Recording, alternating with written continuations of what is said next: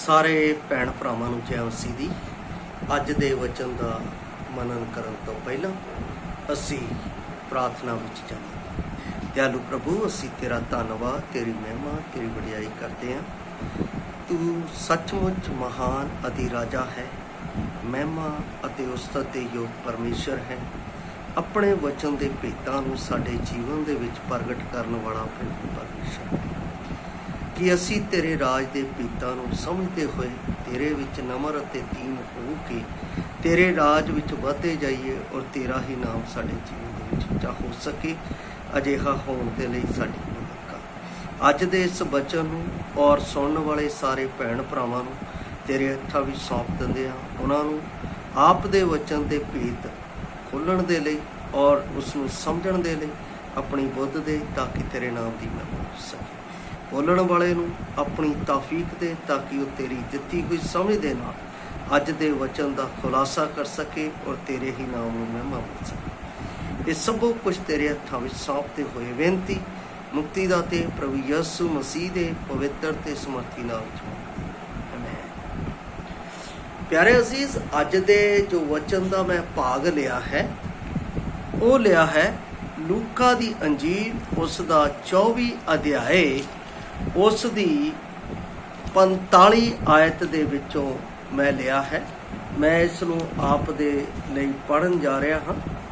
ਲੂਕਾ ਦੀ ਅੰਜੀਲ, ਉਸ ਦਾ 24 ਅਧਿਆਏ, ਉਸ ਦੀ 45 ਆਇਤ। ਇੱਥੇ ਇਸ ਤਰ੍ਹਾਂ ਲਿਖਿਆ ਹੋਇਆ ਹੈ, ਤਦ ਉਸ ਨੇ ਉਹਨਾਂ ਦੀ ਬੁੱਧ ਖੋਲ੍ਹ ਦਿੱਤੀ ਜੋ ਪੁਸਤਕਾਂ ਨੂੰ ਸਮਝ ਲੈਣ। ਤਦ ਉਸ ਨੇ ਉਹਨਾਂ ਦੀ ਬੁੱਧ ਖੋਲ੍ਹ ਦਿੱਤੀ ਕਿ ਉਹ ਪੁਸਤਕਾਂ ਨੂੰ ਸਮਝ ਲੈਣ। ਪਿਆਰੇ ਅਜ਼ੀਜ਼, ਇਸ ਜੋ ਵਚਨ ਦਾ ਮੈਂ ਵਿਸ਼ਾ ਲਿਆ ਹੈ ਉਹ ਲਿਆ ਹੈ ਸਿਰਫ ਪਰਮੇਸ਼ਵਰ ਹੀ ਸਾਡੇ ਜੀਵਨ ਵਿੱਚ ਆਪਣੇ ਵਚਨ ਦਾ ਭੇਤ ਆਪਣੇ ਪੁੱਤਰ ਦੇ ਰਾਹੀਂ ਖੋਲ੍ਹ ਸਕਦਾ ਹੈ। ਸਿਰਫ ਪਰਮੇਸ਼ਵਰ ਹੀ ਸਾਡੇ ਜੀਵਨ ਵਿੱਚ ਵਚਨ ਦਾ ਭੇਤ ਆਪਣੇ ਪੁੱਤਰ ਦੇ ਰਾਹੀਂ ਖੋਲ੍ਹ ਸਕਦਾ ਹੈ। ਇਸ ਦਾ ਅਸੀਂ ਖੁਲਾਸਾ ਕਰਾਂਗੇ। ਬਾਈਬਲ ਦੇ ਵਿੱਚ ਅਸੀਂ ਬਾਈਬਲ ਦੇ ਭੇਤ ਨੂੰ ਕਿਵੇਂ ਸਮਝ ਸਕਦੇ ਹਾਂ? ਬਾਈਬਲ ਦੀਆਂ ਗੱਲਾਂ ਨੂੰ ਅਸੀਂ ਕਿਵੇਂ ਜਾਣ ਸਕਦੇ ਹਾਂ? ਬਹੁਤੇ ਵਿਸ਼ਵਾਸੀ ਜੋ ਹਨ ਉਹ ਬਾਈਬਲ ਪੜ੍ਹਦੇ ਹਨ ਅਤੇ ਕਈ ਵਾਰ ਸਾਨੂੰ ਆ ਕੇ ਕਹਿੰਦੇ ਆ ਕਿ ਬ੍ਰਦਰ, ਸਾਨੂੰ ਬਾਈਬਲ ਸਮਝ ਨਹੀਂ ਆ ਰਹੀ। ਅਸੀਂ ਪੜ੍ਹਦੇ ਤਾਂ ਹਾਂ ਪਰ ਸਾਨੂੰ ਉਸ ਦਾ ਭੇਤ, ਉਸ ਦੀ ਸਮਝ ਨਹੀਂ ਆਉਂਦੀ ਹੈ। ਪਿਆਰੇ ਅਜ਼ੀਜ਼, ਇਹ ਕਿਉਂ ਹੁੰਦਾ ਹੈ? ਇਸ ਤਰ੍ਹਾਂ ਕਾਹਤੇ ਹੁੰਦਾ ਹੈ? ਵਿਸ਼ਵਾਸੀਆਂ ਦੇ ਵਿੱਚ ਇਸ ਤਰ੍ਹਾਂ ਦਾ ਅੰਨ੍ਹਾਪਣ ਹੁੰਦਾ ਹੈ ਜਿਸ ਕਾਰਨ ਉਹਨਾਂ ਨੂੰ ਪਰਮੇਸ਼ਵਰ ਦਾ ਵਚਨ ਸਮਝਣ ਵਿੱਚ ਮੁਸ਼ਕਲ ਹੁੰਦੀ ਹੈ।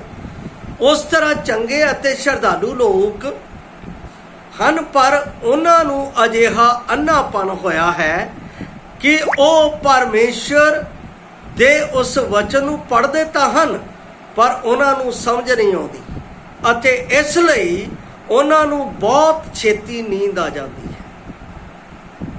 ਕਈ ਵਾਰ ਮੈਂ ਕਲੀਸਿਆ ਦੇ ਵਿੱਚ ਵੀ ਵੇਖਦਾ ਹਾਂ, ਜਦੋਂ ਵਚਨ ਦਾ ਵਿਕਾਸ਼ਵਾ ਹੁੰਦਾ ਹੈ ਤਾਂ ਕਈ ਲੋਕ ਜਿਹੜੇ ਆ ਸੋ ਜਾਂਦੇ ਹਨ।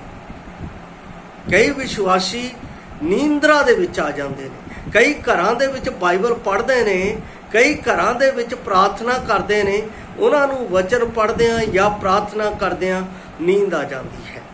ਇਹ ਗੱਲ ਕਿਸ ਗੱਲ ਨੂੰ ਖੁਲਾਸਾ ਕਰਦੀ ਹੈ? ਇਸ ਗੱਲ ਨੂੰ ਖੁਲਾਸਾ ਕਰਦੀ ਹੈ ਕਿ ਉਹ ਪਰਮੇਸ਼ਵਰ ਦੇ ਉਸ ਭੇਤ ਨੂੰ ਨਹੀਂ ਪਾ ਸਕੇ ਜਿਹੜਾ ਭੇਤ ਪਰਮੇਸ਼ਵਰ ਉਹਨਾਂ ਨੂੰ ਉਹਨਾਂ ਦੇ ਜੀਵਨ ਦੇ ਵਿੱਚ ਖੁਸ਼ਹਾਲੀ ਦੇ ਲਈ, ਉਹਨਾਂ ਦੇ ਜੀਵਨ ਦੇ ਵਿੱਚ ਸ਼ਾਂਤੀ ਦੇ ਲਈ, ਉਹਨਾਂ ਦੇ ਜੀਵਨ ਦੇ ਵਿੱਚ ਪਵਿੱਤਰਤਾ ਦੇ ਲਈ, ਉਹਨਾਂ ਦੇ ਜੀਵਨ ਦੇ ਵਿੱਚ ਭਲਾਈ ਦੇ ਲਈ ਦੇਣਾ ਚਾਹੁੰਦਾ ਹੈ। ਅਸੀਂ ਇਸ ਭੇਤ ਤੋਂ ਦੂਰ ਹਾਂ ਕਿਉਂਕਿ ਅਸੀਂ ਇਸ ਦੇ ਉੱਤੇ ਧਿਆਨ ਨਹੀਂ ਦਿੰਦੇ। ਕਈ ਲੋਕਾਂ ਨੂੰ ਲੇਵੀਆਂ ਦੀ ਪੁਸਤਕ, ਗਿਣਤੀ ਦੀ ਪੁਸਤਕ, ਪ੍ਰਕਾਸ਼ ਦੀ ਪੋਥੀ ਦੀ ਪੁਸਤਕ ਅਤੇ ਸ੍ਰੇਸ਼ਟ ਗੀਤ ਦੀ ਪੁਸਤਕ ਜਦੋਂ ਪੜ੍ਹਦੇ ਆ ਉਹ ਕਹਿੰਦੇ ਸਾਨੂੰ ਸਮਝ ਹੀ ਨਹੀਂ ਆਉਂਦੀ। ਜਦੋਂ ਅਸੀਂ ਪੜ੍ਹਦੇ ਹਾਂ ਤਾਂ ਇਸ ਵਿੱਚ ਸਾਨੂੰ ਨੀਂਦਰਾ ਆਵਾਸੀਆਂ ਆਉਣੀਆਂ ਸ਼ੁਰੂ ਹੋ ਜਾਂਦੀਆਂ ਹਨ ਅਤੇ ਉਹਨਾਂ ਦੀ ਸਮਝ ਵਿੱਚ ਨਹੀਂ ਆਉਂਦਾ ਕਿ ਇਸ ਦਾ ਕਾਰਨ ਕੀ ਹੈ। ਉਹ ਇਹਨਾਂ ਗੱਲਾਂ ਨੂੰ ਛੱਡ ਦਿੰਦੇ ਹਨ ਅਤੇ ਕੁਝ ਆਪਣੇ ਮਨਪਸੰਦ ਅਧਿਆਏ ਪੜ੍ਹਦੇ ਹਨ। ਕਈਆਂ ਨੂੰ ਪੁੱਛੀਦਾ ਤੁਸੀਂ ਕੀ ਪੜ੍ਹਿਆ ਅੱਜ, ਉਹ ਕਹਿੰਦੇ ਅਸੀਂ ਜ਼ਬੂਰ ਪੜ੍ਹਿਆ। ਕਈਆਂ ਨੂੰ ਪੁੱਛਦੇ ਆ ਤੁਸੀਂ ਕੀ ਪੜ੍ਹਿਆ, ਜੀ ਅੱਜ ਅੰਜੀਲ ਹੀ ਪੜ੍ਹੀ ਹੈ। ਕਈਆਂ ਦਾ ਤਾਂ ਮਨਪਸੰਦ ਅਧਿਆਏ ਹੈ ਜ਼ਬੂਰਾਂ ਦੀ ਪੋਥੀ ਦੇ ਵਿੱਚੋਂ 91, ਅਸੀਂ ਜ਼ਬੂਰ 91 ਪੜ੍ਹਿਆ ਹੈ। ਪਿਆਰੇ ਅਜ਼ੀਜ਼, ਸਾਨੂੰ ਵਚਨ ਦਾ ਭੇਦ ਕਿਉਂ ਨਹੀਂ ਪ੍ਰਾਪਤ ਹੋ ਰਿਹਾ? ਸਾਨੂੰ ਵਚਨ ਨੂੰ ਪੜ੍ਹਨ ਦੇ ਵੇਲੇ ਨਿੰਦਰਾ ਕਿਉਂ ਆਉਂਦੀ ਹੈ? ਸਾਡੇ ਜੀਵਨ ਦੇ ਵਿੱਚ ਅਜਿਹੀ ਘਟਨਾ ਕਿਉਂ ਘਟਦੀ ਹੈ? ਜਦੋਂ ਇਸ ਤਰ੍ਹਾਂ ਦੀ ਘਟਨਾ ਘਟਦੀ ਹੈ ਤਾਂ ਸਾਨੂੰ ਪਰਮੇਸ਼ਰ ਦੇ ਨੇੜੇ ਆਉਣਾ ਚਾਹੀਦਾ ਹੈ। ਸਭ ਤੋਂ ਪਹਿਲਾਂ ਸਰਵਪ੍ਰਥਮ ਜਦੋਂ ਅਸੀਂ ਪਰਮੇਸ਼ਰ ਦੀ ਬਾਣੀ ਨੂੰ ਪੜ੍ਹੀਏ ਤਾਂ ਅਸੀਂ ਪ੍ਰਾਰਥਨਾ ਕਰੀਏ। ਪ੍ਰਾਰਥਨਾ ਕਿਸ ਤਰ੍ਹਾਂ ਕਰਨੀ ਚਾਹੀਦੀ ਹੈ ਮੈਂ ਆਪ ਨੂੰ ਦੱਸਣਾ ਚਾਹੁੰਦਾ ਹਾਂ। ਜ਼ਬੂਰ 119 ਦਾ 18 ਜਦੋਂ ਅਸੀਂ ਵਚਨ ਪੜ੍ਹਦੇ ਹਾਂ ਤਾਂ ਪਰਮੇਸ਼ਰ ਸਾਨੂੰ ਇਸ ਗੱਲ ਨੂੰ ਸਮਝਣ ਦੇ ਲਈ ਕਹਿੰਦਾ ਹੈ। ਜ਼ਬੂਰ 119 ਦਾ 18 ਮੈਂ ਆਪ ਦੇ ਲਈ ਪੜ੍ਹ ਰਿਹਾ ਹਾਂ। ਇੱਥੇ ਲਿਖਿਆ ਹੈ, ਕਹਿੰਦਾ ਹੈ ਮੇਰੀਆਂ ਅੱਖਾਂ ਖੋਲ ਕਿ ਮੈਂ ਤੇਰੀ ਵਿਵਸਥਾ ਦੀਆਂ ਅਚਰਜ ਗੱਲਾਂ ਨੂੰ ਵੇਖ ਸਕਾਂ ਅਤੇ ਜਾਣ ਸਕਾਂ। ਕਹਿੰਦਾ ਮੇਰੀਆਂ ਅੱਖਾਂ ਨੂੰ ਖੋਲ ਕਿ ਮੈਂ ਤੇਰੀਆਂ ਵਿਵਸਥਾ ਦੀਆਂ ਅਚਰਜ ਗੱਲਾਂ ਨੂੰ ਵੇਖ ਸਕਾਂ। ਇਹ ਪ੍ਰਾਰਥਨਾ ਕਰੋ। ਪ੍ਰਾਰਥਨਾ ਨਮਰਤਾ ਦੇ ਨਾਲ ਕਰੋ। ਪ੍ਰਾਰਥਨਾ ਪਛਤਾਪ ਦੇ ਨਾਲ ਕਰੋ। ਪ੍ਰਾਰਥਨਾ ਪ੍ਰਭੂ ਦੀ ਕਿਰਪਾ ਅਤੇ ਦਇਆ ਦੇ ਨਾਲ ਕਰੋ। ਤਦ ਪਰਮੇਸ਼ਰ ਦੇ ਭੇਦ ਜਿਸ ਨੂੰ ਤੁਸੀਂ ਨਹੀਂ ਜਾਣਦੇ ਉਹ ਤੁਹਾਡੇ ਉੱਤੇ ਪ੍ਰਗਟ ਹੋਣਗੇ। ਕੁਝ ਗੱਲਾਂ ਹੈ ਜੋ ਮੈਂ ਆਪ ਦੇ ਨਾਲ ਕਰਨਾ ਚਾਹੁੰਦਾ ਹਾਂ। ਪਰਮੇਸ਼ਰ ਦੇ ਭੇਦ ਖੋਲ੍ਹਣ ਦਾ ਤਰੀਕਾ ਸਾਨੂੰ ਦਿੱਤਾ ਗਿਆ ਹੈ। ਪਰਮੇਸ਼ਰ ਦੇ ਭੇਦ ਖੋਲ੍ਹਣ ਦਾ ਸਾਨੂੰ ਤਰੀਕਾ ਦਿੱਤਾ ਗਿਆ ਹੈ। ਇਸ ਨੂੰ ਅਸੀਂ ਆਪਣੀ ਜੀਵਨ ਦੇ ਵਿੱਚ ਚੰਗੀ ਤਰ੍ਹਾਂ ਦੇ ਨਾਲ ਸਮਝਣਾ ਹੈ। ਜਦ ਤੱਕ ਅਸੀਂ ਇਸ ਨੂੰ ਸਮਝਾਂਗੇ ਨਹੀਂ ਤਾਂ ਸਾਨੂੰ ਪਤਾ ਨਹੀਂ ਲੱਗੇਗਾ। ਪਹਿਲੀ ਗੱਲ ਅਸੀਂ ਦੇਖਾਂਗੇ ਮਰਕੁਸ ਦੀ ਅੰਜੀਲ 9 ਅਧਿਆਏ ਉਸ ਦੀ 10 ਆਇਤ। ਮਰਕੁਸ ਦੀ ਅੰਜੀਲ ਉਸ ਦੀ 9 ਅਧਿਆਏ ਉਸ ਦੀ 10 ਆਇਤ, ਜਿੱਥੇ ਪਰਮੇਸ਼ਰ ਪੁੱਤਰ ਉਹਨਾਂ ਨੂੰ ਆਪਣੇ ਭੇਤ ਦੱਸਦਾ ਹੈ ਆਪਣੇ ਜੀਵਨ ਦੇ ਬਾਰੇ, ਪਰ ਉਹਨਾਂ ਨੂੰ ਇਹ ਗੱਲ ਪ੍ਰਗਟ ਹੀ ਨਹੀਂ ਹੁੰਦੀ।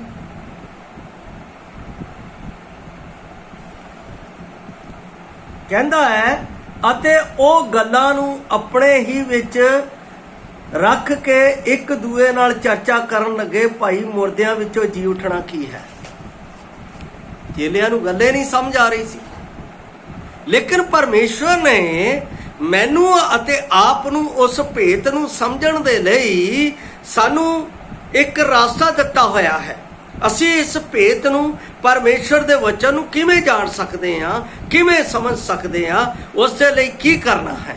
ਸਰਵਪ੍ਰਥਮ ਮੈਂ ਆਪ ਨੂੰ ਦੱਸਾਂਗਾ ਕਹਾਵਤਾਂ ਦੀ ਪੁਸਤਕ ਉਸ ਦਾ 9 ਅਧਿਆਏ ਉਸ ਦੀ 10 ਆਇਤ ਮੈਂ ਆਪ ਦੇ ਲਈ ਪੜ੍ਹ ਰਿਹਾ ਹਾਂ। ਇੱਥੇ ਲਿਖਿਆ ਹੈ, ਯਹੋਵਾ ਦਾ ਭੈ ਬੁੱਧ ਦਾ ਮੁੱਢ ਹੈ ਅਤੇ ਪਵਿੱਤਰ ਪੁਰਖ ਦਾ ਗਿਆਨ ਹੀ ਸਮਝ ਹੈ। ਸਭ ਤੋਂ ਪਹਿਲਾਂ ਪਰਮੇਸ਼ਰ ਦੇ ਵਚਨ ਨੂੰ ਸਮਝਣ ਦੇ ਲਈ ਸਾਨੂੰ ਪਰਮੇਸ਼ਰ ਦਾ ਭੈ ਆਪਣੇ ਵਿੱਚ ਰੱਖਣਾ। ਜਿਹਨੂੰ ਮੈਂ ਸਿੱਖਣ ਜਾ ਰਿਹਾ ਹਾਂ ਉਹ ਬੇਅੰਤ ਹੈ।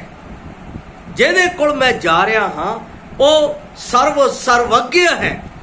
ਜਿਹਦੇ ਕੋਲ ਮੈਂ ਗਿਆਨ ਸਿੱਖਣ ਜਾ ਰਿਹਾ ਉਹ ਸਰਵ ਗਿਆਨੀ ਹੈ। ਜਿਹਦੇ ਕੋਲ ਮੈਂ ਬੈਠਿਆ ਹੋਇਆ ਹਾਂ ਉਹ ਸਰਵ ਵਿਆਪੀ ਹੈ। ਇਸੇ ਕਰਕੇ ਤਾਂ ਇੱਥੇ ਕਹਾਵਤਾਂ ਦਾ ਲਿਖਣ ਵਾਲਾ ਸੁਲੇਮਾਨ ਇਸ ਗੱਲ ਨੂੰ ਕਹਿ ਰਿਹਾ ਹੈ ਕਿ ਪਰਮੇਸ਼ਰ ਦਾ ਭੈ ਬੁੱਧ ਦੀ ਸ਼ੁਰੂਆਤ ਹੈ। ਜੇ ਤੁਸੀਂ ਚਾਹੁੰਦੇ ਹੋ ਕਿ ਮੈਨੂੰ ਪਰਮੇਸ਼ਰ ਦੇ ਭੇਤ ਮੇਰੇ ਜੀਵਨ ਦੇ ਵਿੱਚ ਸਮਝ ਆਣ, ਮੈਨੂੰ ਪਰਮੇਸ਼ਰ ਦਾ ਗਿਆਨ ਮਿਲੇ, ਮੈਨੂੰ ਪਰਮੇਸ਼ਰ ਦੀਆਂ ਗੱਲਾਂ ਸਮਝ ਆਉਣ, ਮੇਰੇ ਜੀਵਨ ਦੇ ਵਿੱਚ ਵਚਨ ਪੜ੍ਹਨਾ ਆਨੰਦ ਦੀ ਗੱਲ ਹੋਵੇ, ਤਾਂ ਸਭ ਤੋਂ ਪਹਿਲਾਂ ਪਰਮੇਸ਼ਰ ਦਾ ਭੈ ਆਪਣੇ ਜੀਵਨ ਦੇ ਵਿੱਚ ਲੈ ਕੇ ਪਹਿਲਾਂ ਪ੍ਰਾਰਥਨਾ ਕਰਨੀ ਹੈ ਨਮਰਤਾ ਦੇ ਨਾਲ, ਜੋ ਅਸੀਂ ਦੇਖਿਆ ਹੈ ਜ਼ਬੂਰ 119 ਦਾ 18 ਦੇ ਵਿੱਚ। ਉਸ ਤੋਂ ਬਾਅਦ ਉਹਦਾ ਭੈ ਉਹਦਾ ਡਰ ਆਪਣੇ ਵਿੱਚ ਲੈ ਕੇ। ਉਹ ਡਰ ਕਿਸ ਗੱਲ ਦਾ? ਇਹ ਜੋ ਵਚਨ ਹੈ, ਇਹ ਜੋ ਵਚਨ ਮੈਂ ਪੜ੍ਹ ਰਿਹਾ ਹਾਂ, ਇਹ ਮੇਰੇ ਲਈ ਹੈ, ਮੇਰੇ ਜੀਵਨ ਦੀ ਆਤਮਿਕ ਉન્નਤੀ ਦੇ ਲਈ ਹੈ, ਮੈਨੂੰ ਸੁਧਾਰਨ ਦੇ ਲਈ ਹੈ, ਮੈਨੂੰ ਤਾੜਨ ਦੇ ਲਈ ਹੈ, ਮੈਨੂੰ ਸਿੱਧੇ ਰਾਹ ਦੇ ਵਿੱਚ ਚੱਲਣ ਦੇ ਲਈ ਹੈ, ਮੈਨੂੰ ਮਾਰਗ ਦਰਸ਼ਨ ਕਰਨ ਦੇ ਲਈ ਹੈ। ਇਹ ਗੱਲਾਂ ਪਰਮੇਸ਼ਰ ਦੇ ਭੈ ਨਾਲ ਮੇਰੇ ਜੀਵਨ ਚ ਤਦ ਮੈਂ ਸਮਝ ਸਕਦਾ। ਅਨੇਥਾ ਇਹ ਗੱਲਾਂ, ਇਹਨਾਂ ਦਾ ਭੇਤ ਮੈਨੂੰ ਸਮਝ ਨਹੀਂ ਆਏ, ਮੇਰੇ ਜੀਵਨ ਦੇ ਵਿੱਚ, ਮੇਰੇ ਖਾਨੇ ਵਿੱਚ ਨਹੀਂ ਆਏਗਾ। ਤੀਸਰੀ ਗੱਲ ਕੀ ਹੈ, ਉਸ ਨੂੰ ਅਸੀਂ ਦੇਖਾਂਗੇ ਵਿਵਸਥਾ ਸਾਰ ਦੀ ਪੁਸਤਕ, ਉਸ ਦਾ 4 ਅਧਿਆਇ, ਉਸ ਦੀ 6 ਆਇਤ ਨੂੰ ਮੈਂ ਆਪ ਦੇ ਲਈ ਪੜ੍ਹ ਰਿਹਾ। 4 ਦਾ 6 ਇੱਥੇ ਲਿਖਿਆ ਹੋਇਆ ਹੈ, ਤੁਸੀਂ ਉਹਨਾਂ ਨੂੰ ਮੰਨੋ ਅਤੇ ਪੂਰੇ ਕਰੋ, ਕਿਉਂ ਜੋ ਇਹ ਤੁਹਾਡੀ ਬੁੱਧੀ ਅਤੇ ਸਮਝ ਹੈ ਉਹਨਾਂ ਲੋਕਾਂ ਦੀ ਨਿਗਾਹ ਵਿੱਚ ਜਿਹੜੇ ਇਹਨਾਂ ਸਾਰੀਆਂ ਵਿਧੀਆਂ ਨੂੰ ਸੁਣ ਕੇ ਆਖਣਗੇ ਕਿ ਬੇਸ਼ੱਕ ਇਹ ਵੱਡੀ ਕੌਮ ਬੁੱਧਵਾਨ ਅਤੇ ਸਮਝਦਾਰ ਲੋਕਾਂ ਦੀ ਹੈ। ਇਹਦਾ ਮਤਲਬ ਜੋ ਵਚਨ ਮੈਂ ਪਰਮੇਸ਼ਰ ਦੇ ਨਾਲ ਭੈ ਦੇ ਨਾਲ ਪੜ੍ਹ ਰਿਹਾ ਹਾਂ, ਉਹਨੂੰ ਮੰਨਣਾ ਹੈ। ਜੇ ਪਰਮੇਸ਼ਰ ਦਾ ਵਚਨ ਮੈਨੂੰ ਕਹਿ ਰਿਹਾ ਝੂਠ ਨਾ ਬੋਲ, ਤਾਂ ਨਹੀਂ ਬੋਲਣਾ ਹੈ। ਜੇ ਪਰਮੇਸ਼ਰ ਦਾ ਵਚਨ ਮੈਨੂੰ ਕਹਿ ਰਿਹਾ ਬੁਰਾਈ ਨਾ ਕਰ, ਤਾਂ ਬੁਰਾਈ ਨਹੀਂ ਕਰਨੀ ਹੈ। ਜੇ ਪਰਮੇਸ਼ਰ ਦਾ ਵਚਨ ਮੈਨੂੰ ਕਹਿ ਰਿਹਾ ਹੈ ਤੁਸੀਂ ਇੱਕ ਦੂਜੇ ਨਾਲ ਪਿਆਰ ਕਰੋ, ਤਾਂ ਪਿਆਰ ਕਰਨਾ ਹੈ। ਇਹ ਵਚਨ ਮਾਤਰ ਪੜ੍ਹਨਾ ਨਹੀਂ ਹੈ, ਇਹ ਵਚਨ ਨੂੰ ਪੜ੍ਹਨਾ ਮਤਲਬ ਲਾਗੂ ਕਰਨਾ ਹੈ। ਜਦੋਂ ਅਸੀਂ ਲਾਗੂ ਕਰਦੇ ਹਾਂ ਤਾਂ ਪਰਮੇਸ਼ਰ ਦਾ ਭੇਤ ਮੇਰੇ ਵਿੱਚ ਪ੍ਰਗਟ ਹੋਣਾ ਸ਼ੁਰੂ ਕਰ ਦਿੰਦਾ ਹੈ। ਪਰਮੇਸ਼ਰ ਸਮਝਦਾ ਹੈ, ਪਰਮੇਸ਼ਰ ਜਾਣਦਾ ਹੈ ਮੈਂ ਕਿਸ ਰੀਝ ਦੇ ਨਾਲ ਉਹਦੇ ਵਚਨ ਦੇ ਕੋਲ ਆਇਆ ਹਾਂ, ਕਿਸ ਰੀਝ ਦੇ ਨਾਲ ਉਸ ਵਚਨ ਨੂੰ ਪੜ੍ਹ ਰਿਹਾ ਹਾਂ, ਕਿਸ ਤਰੀਕੇ ਦੇ ਨਾਲ ਉਸ ਵਚਨ ਨੂੰ ਸਮਝ ਰਿਹਾ। ਪਰਮੇਸ਼ਰ ਜਾਣਦਾ ਹੈ। ਜੇ ਮੈਂ ਕਿਸੇ ਨੂੰ ਸੁਣਾਉਣ ਦੇ ਲਈ ਵਚਨ ਪੜ੍ਹ ਰਿਹਾ ਹਾਂ, ਮੇਰੀ ਬੁੱਧ ਦੇ ਵਿੱਚ ਕੰਮ ਨਹੀਂ ਹੋਣਾ। ਜੇ ਮੈਂ ਦੂਸਰਿਆਂ ਨੂੰ ਸਿਖਾਉਣ ਦੇ ਲਈ ਕਰ ਰਿਹਾ ਹਾਂ, ਤਾਂ ਪਰਮੇਸ਼ਰ ਮੇਰੇ ਜੀਵਨ ਦੇ ਵਿੱਚ ਕਾਰਜ ਨਹੀਂ ਕਰੇਗਾ। ਮੂਸਾ ਨੂੰ ਪਰਮੇਸ਼ਰ ਨੇ ਭੇਤ ਦਿੱਤਾ ਹੈ। ਮੂਸਾ ਨੇ ਉੱਥੇ ਬੈਠ ਕੇ ਉਹਦੇ ਚਰਨਾਂ ਦੇ ਵਿੱਚ ਨਮਰਤਾ ਦੇ ਨਾਲ ਸਿੱਖਿਆ ਹੈ। ਜਿਵੇਂ ਪੌਲਸ ਰਸੂਲ ਵੀ, ਜਦੋਂ ਅਸੀਂ ਰਸੂਲਾਂ ਦੇ ਕਰਤੱਵ 22 ਅਧਿਆਏ, ਮੈਂ ਆਪ ਦੇ ਲਈ ਉਹ ਵੀ ਪੜ੍ਹ ਰਿਹਾ ਹਾਂ, ਰਸੂਲਾਂ ਦੇ ਕਰਤੱਵ 22 ਅਧਿਆਏ, ਉਸ ਦੇ ਵਿੱਚ ਪੌਲਸ ਰਸੂਲ ਆਪਣੇ ਵਿੱਚ ਉਸ ਭੇਤ ਨੂੰ ਪ੍ਰਗਟ ਕਰਦਾ ਹੈ ਕਿ ਮੈਂ ਕਿਸ ਤਰ੍ਹਾਂ ਪ੍ਰਭੂ ਦੇ ਵਚਨ ਨੂੰ ਸਿੱਖਿਆ।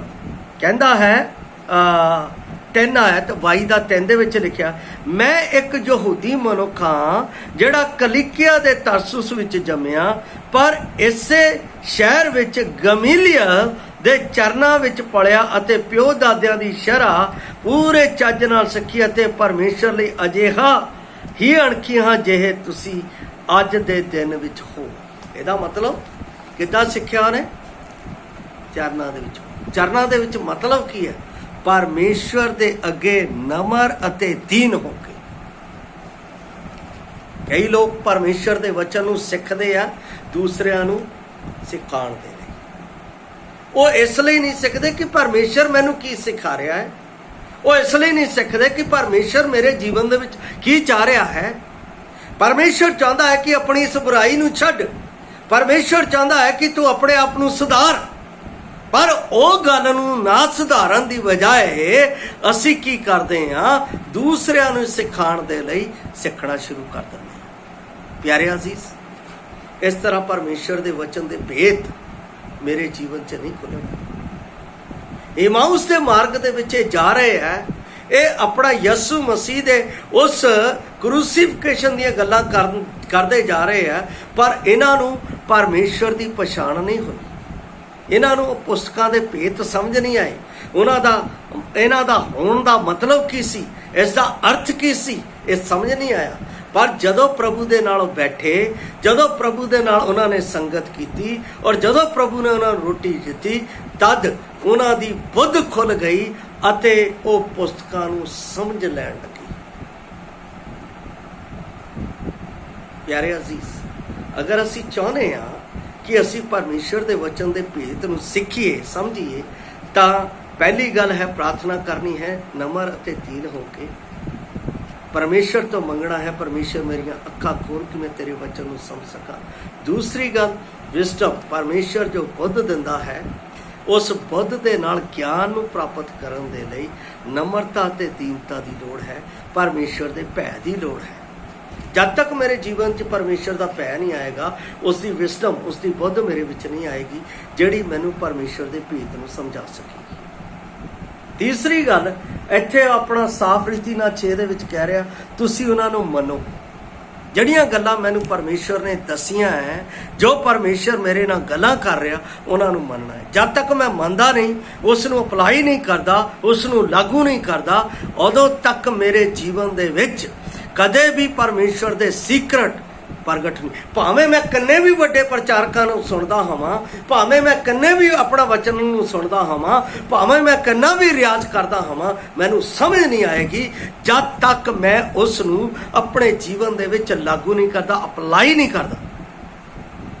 लागू करना सब तो वड्डी गल है परमेश्वर दे वचन दे विच। उस तो उपरंत मैं की देखदा, रसूलां दे करतब 16 दा 14 ਦੇ ਵਿੱਚ ਅਸੀਂ ਦੇਖਦੇ ਹਾਂ ਪਰਮੇਸ਼ਰ ਦੇ ਵਚਨ ਦੇ ਨਾਲ, ਪਰਮੇਸ਼ਰ ਦੇ ਵਚਨ ਸੁਣਨ ਦੇ ਨਾਲ ਸਾਡੇ ਜੀਵਨ ਦੇ ਵਿੱਚ ਪਰਮੇਸ਼ਰ ਦੇ ਭੇਤ ਕਿਵੇਂ ਪ੍ਰਗਟ ਹੁੰਦੇ ਆ। ਰਸੂਲਾਂ ਦੇ ਕਰਤੱਵ 16 ਅਧਿਆਇ ਉਸ ਦੀ 14 ਆਇਤ ਨੂੰ ਮੈਂ ਆਪ ਦੇ ਲਈ ਪੜਨ ਜਾ ਰਿਹਾ ਹਾਂ। ਜਦੋਂ ਪੌਲਸ ਪ੍ਰਚਾਰ ਕਰ ਰਿਹਾ ਸੀ ਤਾਂ ਉੱਥੇ ਇੱਕ ਵੈਂਜਨੀ ਵਸਤਰ ਵੇਚਣ ਵਾਲੀ, ਇੱਥੇ ਲਿਖਿਆ ਹੈ 14 ਨੂੰ ਮੈਂ ਪੜ ਰਿਹਾ ਹਾਂ। और लुधिया नामे थियातिरा नगर दी एक तीवीं किरमची वेचण वाली परमेश्वर दी भगतण सुनदी सी। ओदा मन प्रभु ने खोल दिता, भाई पौलस दीयां गल्लां उत्ते चित लावे। बिना परमेश्वर दी मर्जी तो साडी बुद्ध नहीं खुल सकदी है, पर जे साडा वचन दे उत्ते ध्यान सच्चा है, जे परमेश्वर दे वचन दे उत्ते साडा सच उस दे नाल जुड़िया होया है, तां परमेश्वर साडी बुद्ध नूं खोल देगा। बुद्ध नूं खोल के की करेगा?